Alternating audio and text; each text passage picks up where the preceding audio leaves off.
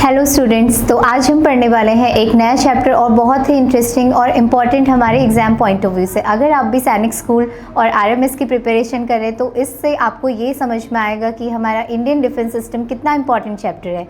और अगर आप भी विदलॉजी के चैनल पे नए हैं तो सबसे पहले यहाँ पे लाइक, शेयर और कमेंट ज़रूर करिएगा। अगर आपको वीडियो पसंद आता है तो आप इसे शेयर भी कर सकते हैं। तो स्टार्ट करते हैं चैप्टर को। इससे पहले हमने बहुत सारे चैप्टर हमारे एग्जाम पॉइंट ऑफ व्यू से जितने भी इंपॉर्टेंट टॉपिक्स हैं, चैप्टर्स हैं, वो सब कुछ हमने यहाँ पे कवर किए हैं। उन्हीं में से एक इंडियन डिफेंस सिस्टम भी है। इंडियन डिफेंस सिस्टम से बहुत सारे क्वेश्चंस हमारे एग्जाम्स में पूछे जाते हैं और इससे रिलेटेड बहुत सारी इंपॉर्टेंट जो चीज़ें हैं जो हमारे एग्ज़ाम पॉइंट ऑफ व्यू से इंपॉर्टेंट हो जाती हैं, उनको समझना यहाँ पे ज़रूरी है ना। तो सबसे पहले हम देखते हैं इंडियन डिफेंस सिस्टम है क्या। अगर हम इंडियन डिफेंस सिस्टम की बात करें तो हमारी कंट्री को प्रोटेक्ट करने के लिए जो हमारा मिलिट्री सिस्टम है वो 3 पार्ट्स में डिवाइडेड है, इंडियन आर्मी, एयरफोर्स और नेवी। तो इंडियन आर्मी, एयरफोर्स, नेवी ये सब में कहाँ पे कौन कौन सी रैंक्स होती हैं, कौन इंपॉर्टेंट पर्सनैलिटीज़ हैं और किस तरीके से वो वर्क करती है वो हम यहाँ पे देखेंगे, ठीक है। तो अगर हम इंडियन डिफेंस सिस्टम की बात करते हैं तो इंडिया का जो डिफेंस सिस्टम है उसको कौन यहाँ पे गवर्न करता है, हमारी गवर्नमेंट, ठीक है। इसको कंट्रोल करने का काम, इसकी रिस्पॉन्सिबिलिटी किसकी है, गवर्नमेंट की है। तो India's defence system is the responsibility of the government of India, यानी कि जो हमारी गवर्नमेंट है उसका काम है कि हमारी जो डिफेंस सिस्टम है उसको किस तरीके से मैनेज किया जाएगा, कैसे हमारी अगर वॉर्स हो रही हैं तो उनको कैसे कंट्रोल किया जाएगा, कब हमारी आर्मी एक्शन लेगी, ये सब कुछ देखने का काम कौन करता है, हमारी गवर्नमेंट करती है, ठीक है। डिफेंस सिस्टम करता है। तो प्रेसिडेंट ऑफ इंडिया जो हैं, हमारी जो कमांडर इन चीफ होते हैं आर्मी के, यानी कि आर्मी के जो हेड होंगे वो कौन होंगे, हमारे प्रेसिडेंट, यानी कि देश के जो भी राष्ट्रपति होंगे वो क्या होंगे, हमारे उस टाइम पे कमांडर इन चीफ रहेंगे आर्मी के, और तीनों ही आर्म फोर्सेस को वो यहाँ पे लीड करने का काम करते हैं, ठीक है। नेक्स्ट उसके बाद मिनिस्ट्री ऑफ डिफेंस की अगर हम बात करते हैं, एमओडी उसको हम शॉर्ट में बोलते हैं, ठीक है। मिनिस्ट्री ऑफ डिफेंस नाम से ही पता चल रहा है कि ये एक ऐसी डिफेंस की हमारी यूनिट है, ऐसी डिफेंस की मिनिस्ट्री है गवर्नमेंट के अंदर जो क्या काम करती है, provides the policy, framework and resources for the Indian arm forces. हमारे जितने भी तीनों आर्म फोर्सेस हैं, तीनों ही आर्म फोर्सेस की जो उनकी फ्रेमवर्क है, उनकी वर्क स्ट्रेटजीज़ हैं या उनके लिए कोई भी नई पॉलिसीज़ होती हैं, उन सबको प्रोवाइड करने का काम कौन करता है, यहाँ पे हमारी एमओडी करती है, ठीक है। And carry out their duties, और उनकी ड्यूटीज़ किस तरीके से वो फॉलो करेंगे, आर्म फोर्सेस किस तरीके से काम करेगी, ये सब कुछ कौन डिसाइड करता है, एमओडी डिसाइड करती है, ठीक हो गया। नेक्स्ट उसके बाद हम देखते हैं the arm forces are made up of 3 divisions. हमारी जो तीनों ही आर्म फोर्सेज हैं वो इसका पार्ट होती हैं, Indian army, Indian navy and साथ में हमारी इंडियन एयरफोर्स। तो ये तीनों हमारी आर्म फोर्सेज के डिफेंस सिस्टम के क्या हैं, पार्ट्स हैं, मेजर पार्ट्स, और इन्हीं से हमारी इंडियन डिफेंस सिस्टम जो है वो बहुत ज़्यादा स्ट्रॉन्ग बनती है, ठीक है। नेक्स्ट उसके बाद इंडियाज़ आर्म फोर्सेज, इंडिया की जो आर्म फोर्सेज हैं आर्मी, नेवी एंड एयरफोर्स, ये तीनों ही हमारी वर्ल्ड की सबसे लार्जेस्ट, ठीक है, among the largest in the world की लार्जेस्ट डिफेंस सिस्टम में हमारी इंडियन आर्मी आती है, इंडियन डिफेंस सिस्टम आता है। और उसमें अगर हम इंडियन आर्मी की बात करें तो इंडियन आर्मी वर्ल्ड में 4th नंबर पे, वर्ल्ड की 4th नंबर पे सबसे बड़ी आर्मी है। नेक्स्ट उसके बाद सबसे स्ट्रॉन्गेस्ट की अगर हम बात करें 7th है हमारी Indian navy and 3rd number पे आती है हमारी इंडियन एयरफोर्स, ठीक है। नेक्स्ट उसके बाद हम देखते हैं इन 2019 में इंडियन आर्मी जो इंडिया के डिफेंस सिस्टम है उसमें एक नई रैंक का यहाँ पे फॉर्मेशन हुआ है, chief of defence system defence staff जिसको बोलते हैं CDS, यानी कि 2019 में इसका फॉर्मेशन हुआ। और ये जो रोल होता है तीनों ही आर्म फोर्सेस के, जो तीनों ही आर्म फोर्सेस में से कोई भी एक पर्सन जो है वो CDS बनते हैं, ठीक है। तो सबसे पहली बार जब इस पोस्ट का फॉर्मेशन हुआ तो उस समय पे जो 2019 में हमारे CDS बने वो कौन थे, जनरल बिपिन रावत, ठीक है, जनरल बिपिन रावत। फिर बाद में उनका हेलीकॉप्टर क्रैश में जब सडन डेथ हो गई उसके बाद से जनवरी 2020 में उनका हेलीकॉप्टर क्रैश हुआ था, ठीक है। देन उसके बाद अभी जो करंट में अगर हम CDS कौन है उनकी बात करें तो लेफ्टिनेंट जनरल अनिल चौहान, ये कौन है अभी, now serves as the CDS। अभी करंट में हमारे CDS कौन है, लेफ्टिनेंट जनरल अनिल चौहान, ठीक है। तो ये इंडिया के डिफेंस सिस्टम से रिलेटेड कुछ इंपॉर्टेंट पॉइंट्स थे जो हमारे एग्जाम पॉइंट ऑफ व्यू से भी इंपॉर्टेंट है और कुछ चीज़ें हमें वैसे नॉलेज के लिए भी पता होनी ज़रूरी है ना। नेक्स्ट आगे हम देखते हैं अब ये इंडियन डिफेंस सिस्टम की अगर हम बात करें तो हमारी इंडियन डिफेंस सिस्टम 3 पार्ट्स में डिवाइडेड है, आर्मी, नेवी एंड एयरफोर्स। तो अब इन्हीं के बारे में हम आगे पढ़ते हैं। तो सबसे पहले हम देखेंगे इंडियन आर्मी। इंडियन आर्मी की अगर हम बात करें, it is the land based military, ठीक है। इंडियन आर्मी हमारी क्या है, लैंड बेस्ड मिलिट्री ब्रांच है, जो कि लैंड बेस्ड मिलिट्री ब्रांच या फिर सर्विस ब्रांच और arm service of a nation और कंट्री, ठीक है। यानी जो हमारे लैंड एरिया को प्रोटेक्ट करने का काम करती है वो हमारी इंडियन आर्मी है। तो इंडियन आर्मी हमारे जितने भी लैंड एरियाज़ हैं हमारी कंट्री के, उनके बॉर्डर्स को, उनके अंदर इंटरनल और एक्सटर्नल बॉर्डर्स सभी जगह पे इंडियन आर्मी क्या करती है, हमारी कंट्री को कंट्रोल करने का, प्रोटेक्ट करने का काम करती है, ठीक है। हाईएस्ट पोजीशन अगर हम बात करते हैं इंडियन आर्मी की, हाईएस्ट पोजीशन क्या है, जनरल।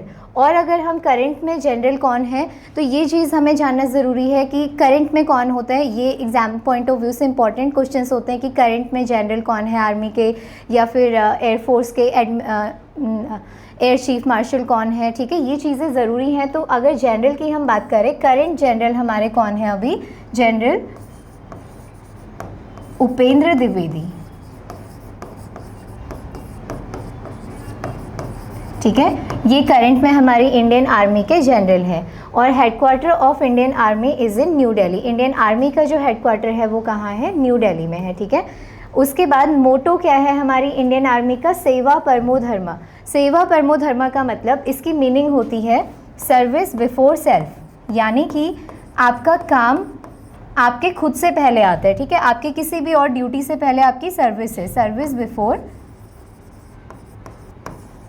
सेल्फ, कि आप इतने सेल्फलेस होके काम करेंगे कि आप खुद से पहले अपने काम को रखते हैं। तो इंडियन आर्मी का मोटो भी यही कहता है, सेवा परमो धर्म, यानी कि सर्विस बिफोर सेल्फ, ठीक है। इसकी मीनिंग आप यहाँ से नोट डाउन करेंगे। आगे है एवरी ईयर, हर साल 15 जनवरी को, 15 जनवरी को इंडियन आर्मी डे मनाया जाता है। इंडियन आर्मी डे सेलिब्रेशन क्यों होता है, आर्मी डे का सेलिब्रेशन जो हमारे फील्ड मार्शल के.एम. करियप्पा, ठीक है, फील्ड मार्शल के.एम. करियप्पा ने took over the command of the Indian army. Indian army की कमांड जब संभाली थी, वो जनरल से क्या बन गए थे, फील्ड मार्शल बने थे, ठीक है। तो उन्हीं के उस ओकेज़न को याद करते हुए, उसकी रिमेम्बरेंस में हर साल इंडियन आर्मी डे 15 जनवरी को मनाया जाता है, सेलिब्रेट किया जाता है हमारी कंट्री के अंदर। The Indian army is organise into the following 7 commands. अब इंडियन आर्मी जो है हमारी 7 कमांड्स में डिवाइडेड है। और क्योंकि कमांड्स का मतलब क्या होता है कि जो एक आर्मी है वो एक जगह से अगर कंट्रोल कर रही है, तो एक ही जगह पे अगर कंट्रोल करना स्टार्ट करे तो इतनी बड़ी कंट्री को प्रोटेक्ट करना और कंट्रोल करना नहीं हो पाता है। तो इसके लिए अलग अलग जगह पे अलग अलग कमांड्स बनी हुई हैं और उनके हेडक्वार्टर्स जो होते हैं वहाँ से उसको कंट्रोल किया जाता है। कोई वॉर अगर होती है उस एरिया के अंदर, तो सबसे पहले उस एरिया की जो कमांड है वो एक्टिव हो जाएगी, ठीक है। तो इसीलिए इंडियन आर्मी की टोटल कितनी कमांड्स हैं, 7 कमांड्स हैं, ठीक हो गया। नेक्स्ट उसके बाद हम आगे देखते हैं, अगला है हमारा इंडियन नेवी। तो अगर हम इंडियन नेवी की बात करें तो Indian navy is a multi dimensional, Indian navy multi dimensional force है दैट हैज़ बीन ऑर्गेनाइज्ड। ये हमारी कौन से एरियाज़ को ऑर्गेनाइज सेफगार्ड करती है, safeguard India's maritime territorial integrity and other maritime interest, ठीक है। हमारे जो मैरीटाइम बॉर्डर्स हैं, यानी कि हमारे समुद्र और सी और ओशंस के थ्रू जितने भी बॉर्डर्स हमारे कनेक्ट होते हैं, उन एरियाज़ को प्रोटेक्ट करना, उन एरियाज़ पे कंट्रोल करने का काम किसका है, इंडियन नेवी का है, ठीक है। तो इंडियन नेवी जो है हमारी सेफगार्ड करती है मैरीटाइम बॉर्डर्स को। It is headed by the chief of naval staff. Naval staff के जो सबसे बड़ी यहाँ पे पोस्ट होती है इंडियन नेवी की, वो होती है चीफ ऑफ नेवल स्टाफ, ठीक है, CNS जिनको बोला जाता है। और he is of the rank of admiral and its headquarter at New Delhi, ठीक है। तो जो चीफ ऑफ नेवल स्टाफ होते हैं वो कौन होते हैं, एडमिरल होते हैं, यानी कि इंडियन नेवी की जो सबसे हाईएस्ट पोस्ट है, सबसे हाईएस्ट पोस्ट इंडियन नेवी की क्या है, एडमिरल। और करंट में इंडियन नेवी के एडमिरल कौन है, दिनेश के त्रिपाठी, ठीक है। ये हमारे करंट में इंडियन नेवी के क्या हैं, एडमिरल हैं। और इंडियन नेवी का हेडक्वार्टर भी कहाँ पे है, न्यू दिल्ली में है। इंडियन नेवी डे जो है वो सेलिब्रेट किया जाता है 4 दिसंबर एवरी ईयर, हर साल 4 दिसंबर को, ठीक है। 15 जनवरी को इंडियन आर्मी डे और 4 दिसंबर को इंडियन नेवी डे सेलिब्रेट किया जाता है। इसका मोटो क्या है इंडियन नेवी का? मोटो है शाम नो वरुणा। शाम नो वरुणा का मतलब होता है जो ओशन के गॉड हैं, मे the God of ocean bless us, ठीक है, मे the God of ocean blesses, ठीक है। ये है हमारी इंडियन नेवी का मोटो कि हम जो गॉड ऑफ ओशन है वो हमें ब्लेस करे, हमें सेफ रखें, ये इंडियन नेवी का मोटो हो गया। The navy has 3 naval commands. Indian navy की सिर्फ 3 ही नेवल कमांड है। 3 नेवल कमांड क्यों है? क्योंकि इंडियन नेवी जो हमारे मैरीटाइम बॉर्डर्स हैं उनको कवर करती है, उनको प्रोटेक्ट करने का काम करती है, और मैरीटाइम बॉर्डर्स हमारे सिर्फ समुद्र के किनारे नीचे वाला पार्ट इंडिया का जो है वहाँ पे है, तो इसीलिए इंडियन नेवी की सिर्फ 3 ही कमांड्स हैं, और इसको commanded by flag officer commanding in chief, ठीक है। इन जो तीनों कमांड्स होती हैं उन 3 कमांड्स को हर एक कमांड में क्या होते हैं, एक flag officer commanding in chief होते हैं of the rank of vice admiral, vice admiral की रैंक के, और वही क्या करते हैं, उन तीनों ही कमांड्स को हेड करते हैं, ठीक है, लीड करते हैं। अगली हम बात करते हैं इंडियन एयरफोर्स की। इंडियन एयरफोर्स हमारी क्या है? It is a military branch that is primarily responsible for conducting air warfare. Air warfare यानी कि एयर के थ्रू अगर कोई भी स्ट्राइक्स होती हैं, कोई भी हमले होते हैं, उन सबको मैनेज करने का काम कौन करेगी? हमारी इंडियन एयरफोर्स करेगी, ठीक है। तो इसीलिए इंडियन एयरफोर्स हमारी मिलिट्री की वो ब्रांच है जो प्राइमरली किस बात के लिए रिस्पॉन्सिबल है? एयर वॉरफेयर्स को कंडक्ट करने के लिए, ठीक है। और इंडियन एयरफोर्स के जो एयर चीफ मार्शल हैं वो कौन सी रैंक में होते हैं? Chief of the air staff उनको हम बोलते हैं, chief of the air staff यानी कि एयर चीफ मार्शल। और करंट में अगर हम एयर चीफ मार्शल की बात करें तो वो हैं अमरप्रीत सिंह, ठीक है, अमरप्रीत सिंह, ये हमारे इंडियन एयरफोर्स के अभी करंट में क्या है? एयर चीफ मार्शल है, ठीक है। Air force day is observed on 8 October every year. हर साल 8 अक्टूबर को क्या मनाया जाता है? एयरफोर्स डे मनाया जाता है। नेक्स्ट उसके बाद है मोटो इसका, नभः स्पर्शम दीप्तम, ठीक है। इंडियन नेवी का मोटो क्या है? नभः स्पर्शम दीप्तम।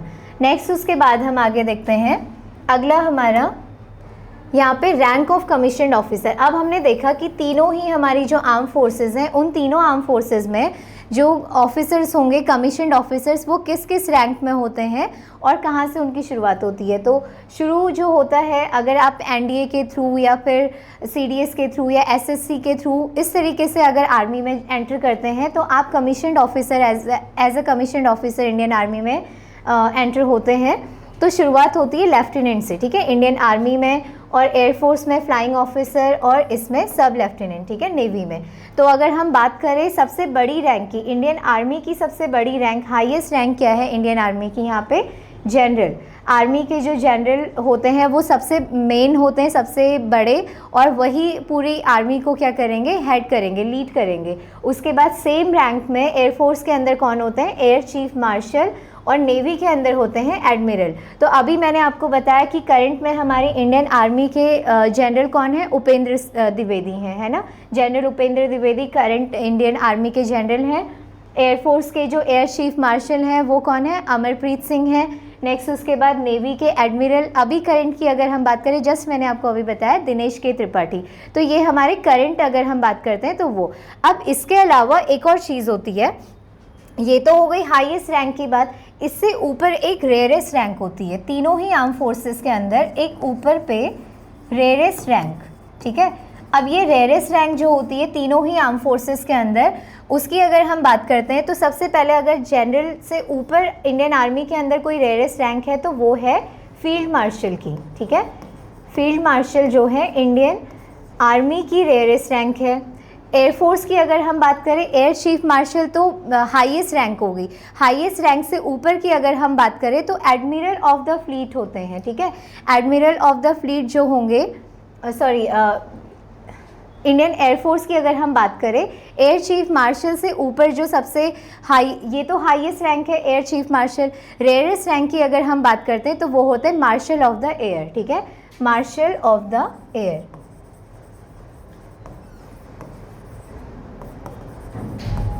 ये इंडियन एयरफोर्स की रेयरेस्ट रैंक हो गई।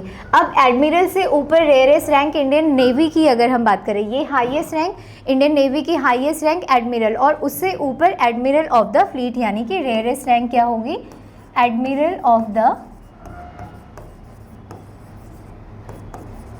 फ्लीट। ठीक है, इतना हमें यहाँ से क्लियर हो गया।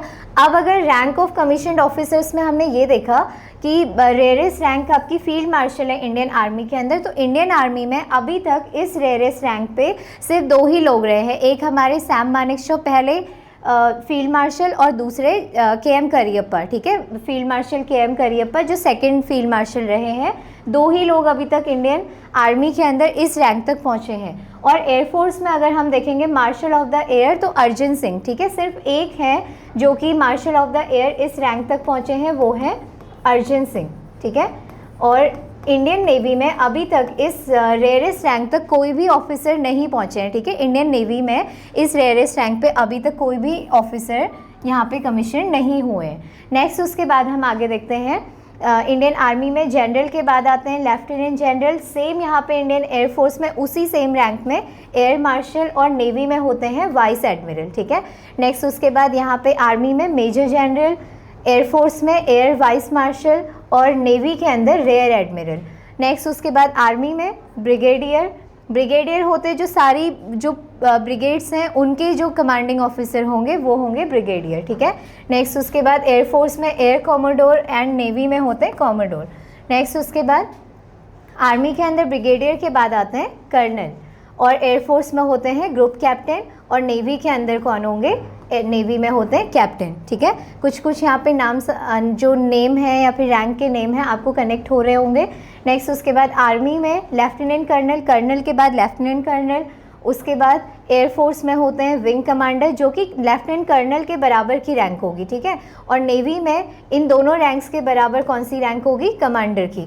एग्जाम पॉइंट ऑफ व्यू से अगर क्वेश्चन यहाँ पे हम सोचें कि कैसे क्वेश्चंस बन सकते हैं, तो अब इसमें बहुत सारे क्वेश्चंस का फॉर्मेशन हो सकता है कि जनरल, आर्मी के फर्स्ट जनरल कौन थे, या फिर करंट में इंडियन आर्मी के जनरल कौन है, या फिर एयर चीफ मार्शल करंट में कौन है, एडमिरल कौन है इंडियन नेवी के करंट में, या फिर ये आपको मैंने बताया कि ये हाईएस्ट रैंक है, highest rank of Indian army, और ऑप्शन में फील्ड मार्शल भी होगा। फील्ड मार्शल क्या है, रेयरेस्ट रैंक, नॉट हाईएस्ट। ठीक है, तो फील्ड मार्शल क्या हो जाएगी, रेयरेस्ट रैंक। और हाईएस्ट रैंक की अगर हम बात करते हैं तो हाईएस्ट रैंक क्या है हमारी, जनरल। ठीक है, नेक्स्ट उसके बाद आगे देखते हैं मेजर। मेजर के बराबर यहाँ पे स्क्वाड्रन लीडर होते हैं एयरफोर्स में, और यहाँ पे होते हैं लेफ्टिनेंट कमांडर। ठीक है, इंडियन नेवी के अंदर।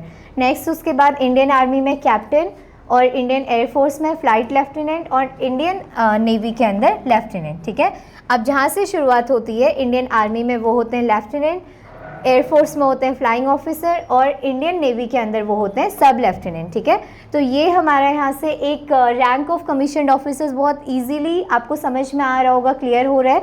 तो अगर हम यहाँ पे बात करें कि highest rank of Indian army, air force या फिर नेवी, तो हम देख लेते हैं कि ये जो ऊपर पे है, ठीक है, ये कौन सी रैंक है हमारी, हाईएस्ट रैंक है इंडियन आर्मी के अंदर।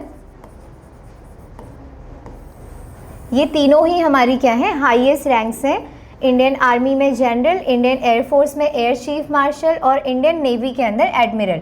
और रेयरेस्ट रैंक तीनों ही जो हमारी डिफेंस है उनकी मैंने आपको अभी ऊपर बताई कि एडमिरल ऑफ द फ्लीट, और marshal of the air, and field marshal. ठीक है, तो यहाँ से ये बहुत इजीली हमें समझ में आ गया। आप इसका ये स्क्रीनशॉट ले सकते हैं या फिर आप इसे नोट डाउन भी कर सकते हैं। ठीक है, रैंक ऑफ कमीशन्ड ऑफिसर्स। चलो नेक्स्ट हम आगे देखते हैं।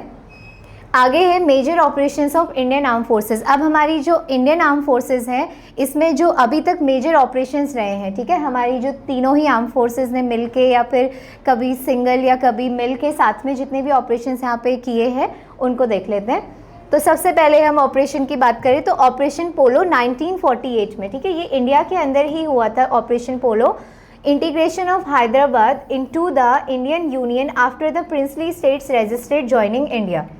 इंडिया के जब इंडिपेंडेंस हो चुकी थी, आज़ाद होने के बाद भारत के, जितने भी यहाँ पे प्रिंसली स्टेट्स थे उन्होंने इंडिया के साथ जुड़ने से मना कर दिया था। वो खुद का एक इंडिपेंडेंट राज्य, जैसे वो राजा बन के रहना चाहते थे उसी तरीके से वो चलाना चाहते थे। तो यहाँ पे हैदराबाद के जो निज़ाम होते हैं, जो राजा थे, निज़ाम उनको बोला जाता है, ठीक है, तो उन्होंने इंडिया के साथ इंटीग्रेट होने से मना कर दिया था, ठीक है।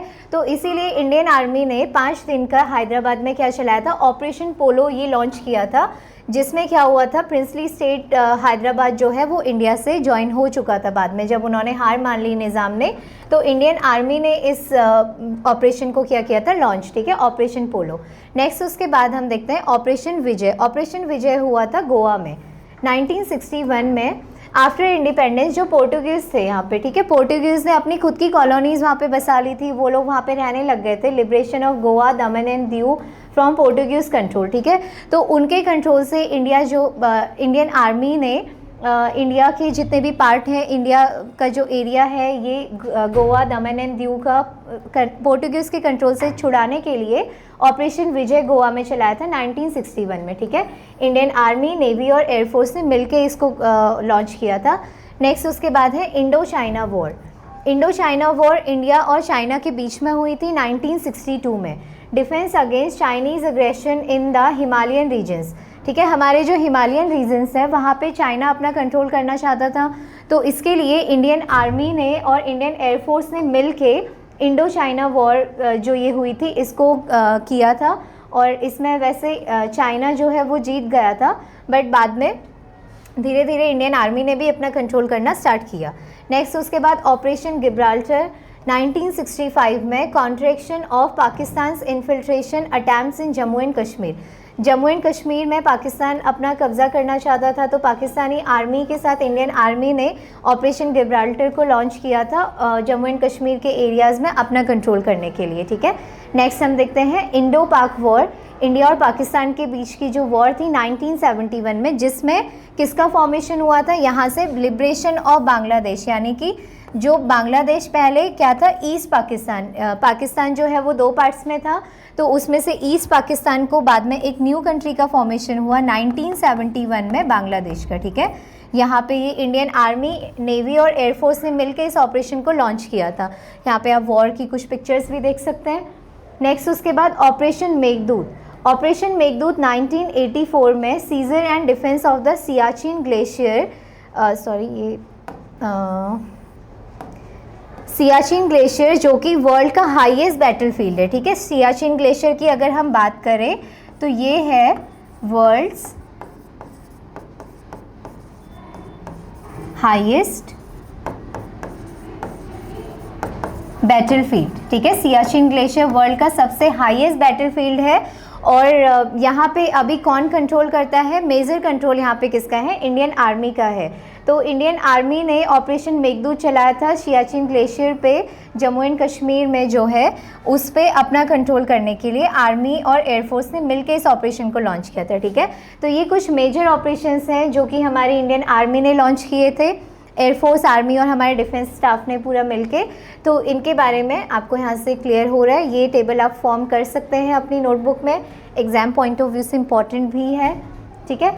इंडियन मिसाइल्स, हमारे जो इंडियन मिसाइल्स हैं, ठीक है, इंडिया में अभी तक जो भी मिसाइल्स हैं वो कौन सी कंट्री से ओरिजिन हुआ है उनका, और कौन कौन सी टाइप के मिसाइल हैं। तो सबसे पहले हम देखते हैं, नेम ऑफ मिसाइल है Mika, MICA। Air to air missile, ये है हमारी एयर टू एयर मिसाइल, यानी कि जो मिसाइल का जो एयरक्राफ्ट होते हैं, हमारे फाइटर जेट्स होते हैं, वो एयर टू एयर क्या करते हैं, स्ट्राइक करते हैं, यानी कि हवा में ही दूसरे एयरक्राफ्ट को जब हमें क्या करना है, अटैक करना है, air to air missile. Astra missile, also a air to air missile. Trishul, ये है सरफेस टू एयर मिसाइल, यानी कि सरफेस से एयर पे अगर हमें स्ट्राइक करनी है, सरफेस से एयर पे हवा में किसी दूसरे एयरक्राफ्ट को हमें क्या करना है, हिट करना है, टारगेट करना है, तो यहाँ पे सरफेस टू एयर, यानी कि सरफेस से ही क्या होगा, हमला किया जाएगा। नेक्स्ट उसके बाद आकाश मिसाइल, ये भी सरफेस टू एयर है। उसके बाद बैराक 8 है, surface to air missile. Prithvi air defence, surface to air missile, same ये भी। उसके बाद Agni series surface to surface missile. Surface to surface missile होती है कि सरफेस से सरफेस पे ही, ग्राउंड टू ग्राउंड हमें अटैक करना है। ये किसी शिप के थ्रू हो सकता है या फिर लैंड के थ्रू, कि हमें टैंक्स के थ्रू ये मिसाइल अटैक्स होते हैं, ठीक है, सरफेस टू सरफेस। पृथ्वी, ये भी सरफेस टू सरफेस मिसाइल है। Dhanush, same surface to surface. Shaurya, surface to surface missile. Prahaar, surface to surface. BrahMos है क्रूज़ मिसाइल। क्रूज़ मिसाइल यानी कि शिप के ऊपर से वाटर एरिया के अंदर अगर हमें क्या करना है, स्ट्राइक करनी है, हिट करना है किसी अदर मिसाइल को या फिर अदर दुश्मन जो भी होगा, एनिमी, उनको हिट करना है, उनके टारगेट करना है उन्हें, तो क्रूज़ मिसाइल का यहाँ पे यूज़ होता है, जो कि शिप के थ्रू इसको टारगेट किया जाता है, ठीक है। उसके बाद निर्भय, ये भी हमारी क्या है, क्रूज़ मिसाइल है। आगे देखते हैं एयरक्राफ्ट्स। इंडियन मिलिट्री एयरक्राफ्ट्स, इनका ओरिजिन कहाँ से हुआ है, ठीक है। मिग-21 हमारी क्या है, सिंगल इंजन एयरक्राफ्ट है, ये फाइटर जेट है, जो कि सोवियत यूनियन से इसका ओरिजिन हुआ है। मिग-29 ये हमारा सिंगल इंजन, मिग-21 क्या है, सिंगल इंजन। और इसी का एडवांस वर्जन अगर हम बात करें, एडवांस वर्जन ऑफ मिग-21 का क्या है, मिग-29, जो कि ट्विन इंजन है, ठीक है। ये ट्विन इंजन एयरक्राफ्ट हो गया और इसका ओरिजिन हुआ है रशिया से। मिग-29 का ओरिजिन कहाँ से हुआ है, रशिया। उसके बाद हाल तेजस यानी कि ये इंडिया की कंपनी से बना हुआ, तेजस जो है इंडिया की कंपनी का बना हुआ हमारा एयरक्राफ्ट है। और अगर हम इसकी बात करें तेजस की, तो तेजस क्या है, सबसे छोटा और लाइटेस्ट सुपरसोनिक फाइटर जेट है, ठीक है। स्मॉलेस्ट, ये स्मॉलेस्ट है, सबसे छोटा एंड लाइटेस्ट सुपरसोनिक जेट। ये क्या है, एक सुपरसोनिक जेट, ठीक है। इसकी अगर हम बात करें कि तेजस क्या है, तो ये है हमारा सुपरसोनिक जेट। क्लियर हो गया इतना। तो इसका फॉर्मेशन कहाँ हुआ है, इंडिया में। इंडिया यानी कि HAL यहाँ पे जो लिखा हुआ है, हिंदुस्तान एरोनॉटिक्स लिमिटेड, इंडिया की कंपनी है, ठीक है। और मिराज 2000 का फॉर्मेशन हुआ है फ्रांस में। उसके बाद सुखोई Su-30 MKI, रशिया से इसका फॉर्मेशन हुआ है। Dassault Rafale, France. और SEPECAT Jaguar, United Kingdom. SEPECAT Jaguar एक फाइटर, ये कोई फाइटर जेट नहीं है, ये क्या है हमारा, जो कि अदर फाइटर जेट्स को या फिर रॉकेट्स को लॉन्च करने के लिए हम यूज़ करते हैं, प्लेन, जिसका ट्रांसपोर्टेशन के लिए अगर हम मोस्टली बात करें तो उसके लिए किया जाता है। And Boeing AH-64 is also a transportation के लिए इसको यूज़ किया जा रहा है, यूनाइटेड स्टेट्स से ये फॉर्म हुआ है, ठीक है। तो ये हमारे कुछ इंडियन मिलिट्री एयरक्राफ्ट्स हैं जो कि इंपॉर्टेंट हैं, तो यहाँ से हमें ये क्लियर हो गया, ठीक है। तो अभी हमने इस चैप्टर में इंडियन डिफेंस सिस्टम से रिलेटेड बहुत सारी इंपॉर्टेंट चीज़ों को पढ़ा और इनको आप बहुत अच्छे से रिवाइज करेंगे। इनसे रिलेटेड क्वेश्चंस को हम अगले वीडियो में डिस्कस करते हैं। तब तक के लिए आप जितने भी टेबल्स हैं, आप इनका स्क्रीनशॉट लेके या फिर इन्हें नोट डाउन करके आप लर्न कर सकते हैं। तो अगर आपको वीडियो पसंद आता है तो जो भी क्वेश्चंस के आंसर यहाँ पे पूछे गए हैं, आप उन्हें कॉमेंट डाउन करेंगे एंड साथ में लाइक, शेयर एंड सब्सक्राइब करेंगे। Thank you.